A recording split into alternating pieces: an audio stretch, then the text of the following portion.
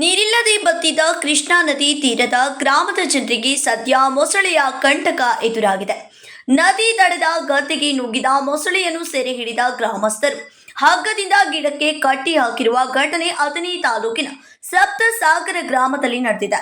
ಸದ್ಯ ಕೃಷ್ಣಾ ನದಿಯಲ್ಲಿ ನೀರಿನ ಮಟ್ಟ ಸಂಪೂರ್ಣವಾಗಿ ಕುಸಿದಿದ್ದು ಜಲಚರಗಳು ಸಾವನ್ನಪ್ಪುತ್ತಿವೆ. ಈ ಮಧ್ಯ ಬಿಸಿಲಿನ ಹೊಡೆತಕ್ಕೆ ಮೊಸಳೆಗಳು ನದಿ ಬಿಟ್ಟು ಪಕ್ಕದ ಗದ್ದೆಗಳಿಗೆ ನುಗ್ಗುತ್ತಿವೆ.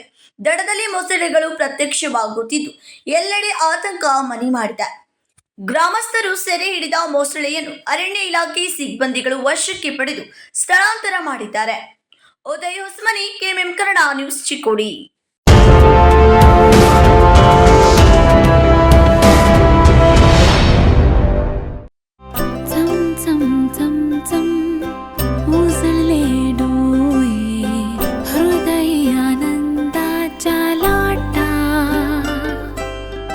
शुभ क्षण आले क्षण प्रेमळ है रेशमात गुंफून सोनेरी.